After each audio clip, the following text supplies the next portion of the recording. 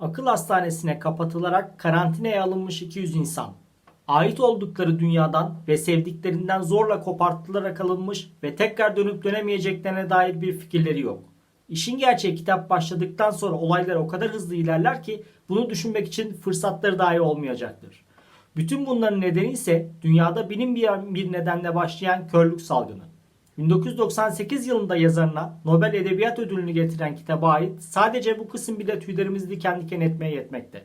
İşte bugün okurken çoğumuzu dehşete düşüren bu kitabı soğukkanlı bir şekilde ve yazarın arka planda vermek istediği ana mesaj özelinde incelemeyi düşünüyorum. Hemen başlayalım. Saramago romanda herhangi bir hazırlık evresine ihtiyaç duymadan olayları başlatır. Trafik ışıklarında nedensiz şekilde kör olan adamı tanımaya fırsat bulamadan veya salgının kökenlerine dair hiçbir şey öğrenemeden kendimizi akıl hastanesinde buluruz. Yazarın körlük öncesi dünyayı tanıtmaksızın olayları geliştirmesinin nedeni her okuyanın yazılanları kendi dünyasıyla karşılaştırmasına olanak sağlamaktır. Aynı şekilde akıl hastanesinin olduğu şehir ve ülkeden de bahsetmez. Ancak doktorun karısının önderliğinde akıl hastanesinden çıkarak şehre indikleri anlarda kadının yediği baharatlı sosisin Portekiz'e özgü bir yiyecek olmasından kitabın Portekiz'de geçtiğini varsayabiliriz. Veya konuyla alakalı okuduğum bir makalede bazı hitabetlerin sadece Portekizcesinde kullanıldığından bahsedilir. Bu iki durum bize en azından mekanın Portekiz olduğunu düşündürebilir. Ancak romanın tamamına baktığımızda bunun çok da önemi yoktur aslında. Çünkü Saramago ülke ve şehirden bahsetmeyerek bize bu durumun dünyanın herhangi bir yerinde insanlığın başına gelebileceği mesajını verir. İlaveten karakterlerin isimlerinden de bahsetmez. Nedeni böylesi bir felaketin dünyanın herhangi bir yerinde olabileceği kadar herhangi bir insanın da başına gelebileceğidir. Yazarın kitabında dikkat çekmek istediği konu böylesi bir felaketin gerçekleşmesi halinde bu isimsiz karakterler üzerinde insanlığın dönüşeceği durumdur. Peki nedir bu felaket? İsterseniz bunu tanımlayarak başlayalım işe. Körlükle somutlaştırılan bizim günlük yaşamımız rutinleri içerisinde sahip olduğumuz bir özelliği kaybetmemiz halinde bugünün modern yaşamının alacağı haldir. Görmeyen kişi halen insan mıdır? Veya medeni düzenin temelleri gerçekten vazgeçilmez şekilde sağlam mıdır?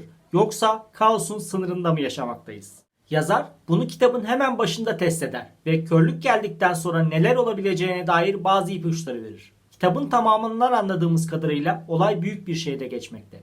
Ve ilk sayfalarda anlatılan ortamda yaşayanlar herhangi bir büyük şehire benzer şekilde acelesi olan ve bir yerlere yetişmeye çalışan insanlardır. Trafik ışıklarının birkaç saniye gecikmesinin tıkanıklık yarattığını düşünen bir şehir ve bir an önce ilerleyebilmek için yüksek devirde çalışan arabalar bunu çağrıştırır.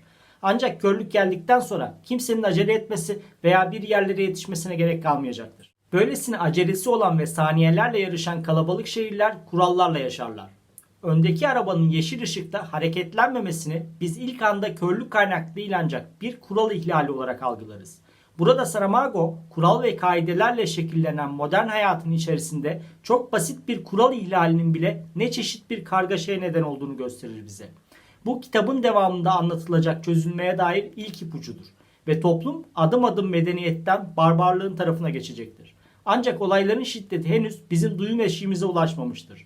Yazar dozajı adım adım yükseltir. Işıklarda yaşanan sağlık problemine modern dünya yurttaşları anlayışla karşılık gösterirler. Neticede bu sorunu yaşayan sadece tek kişidir. Hatta yoldan geçen bir kişi eve götürmeyi teklif edecektir ilk körü. Sonradan hırsız olduğunu öğrendiğimiz karakter bu aşamada içinde bir art niyet taşımaz. Eve vardıklarında kör olan adama karısı gelene kadar yanında kalmayı teklif edecektir. Ancak ilk kör bunu güvenlik gerekçesiyle reddeder. İşin gerçeği burada da hırsızın içinde bir kötülük olduğunu düşündürecek çok az, hatta hiç delil yok elimizde. Çünkü hırsız da kör olup polis eşliğinde evine getirildiğinde karısı polisten korkmak için bir neden olmadığını, adamın sadece araba çaldığını söyler. Amacı evi soymak değildir. Ancak eline bir fırsat geçtiğinde adamın zafiyetinden yararlanarak arabasını çalar. Buradan sonra kademe kademe gelişen olay halkaları ile sürekli olarak algıladığımız toplumsal ilişki ağlarının ve modern yapının parçalandığına şahit oluruz. İlk bozuma uğrayan yapı ilişki ağlarıdır. Modern yaşamda kurulan ilişkiler ortadan kalkmaya başlar. Örneğin ayağa enfeksiyon kapan ve durumu giderek kötüleşen hırsız yatağından kalkarak bahçeye askerlerden ilaç istemek için çıkar. Bunu yaparken başına gelebilecek en kötü şeyin reddedilmek olduğunu düşünmektedir. İnancı durumunu düzgün şekilde anlatması halinde isteğinin kabul edileceği yönündedir. Asker hırsız olarak bahsedilen karakteri tereddütsüz öldürür. Öldürülen kişi kangren olması muhtemel bacağı için ilaç isteyen ve salgından dolayı karantinaya alınmış bir hastadır. Veya kitabın başka bir yerinde yiyeceklerini almak için dışarı çıkan körler askerler tarafından taranacaktır. Burada akıl hastanesinde körlüğe yakalananların dışarıdakiler tarafından insanlıktan da çıkarıldığına şahit oluruz. Bu olayın anlatıldığı sayfaları tekrar farklı bir gözle okursanız eğer burada yaşananların anlatımını yazar bir hayvan sürüsünün katledilmesine benzetir. Bu sosyal çözülme akıl hastanesinin içinde olduğu kadar dışarıda da olmaktadır. Buna ilaveten hastanenin içerisindeki hastalar nasıl ki tuvalet gibi halihazırda var olan bir altyapıyı dahi kullanmaktan aciz hale gelmişlerse şehirde de öz itibariyle medeniyetin üzerinden tanımladığı teknoloji kullanılamamaktadır. Bu modern toplumun sosyal ilişkilerle beraber fiziksel temellerinin de çökmesidir.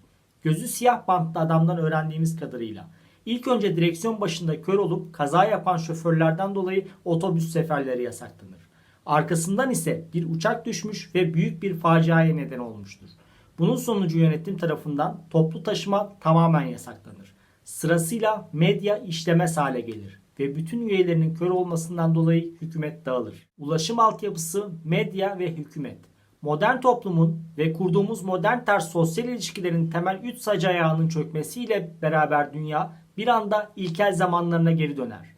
İnsanlığın kurduğu medeniyetin ne kadar zayıf temellerde yükseldiğini görebilmesi için ise doktordan alıntı ile söylüyorum insanlığın kör olması gerekmiştir. İsteklerinizi lütfen videonun altına yazın. Sayfamı takip edin. Güzel günlerde görüşelim.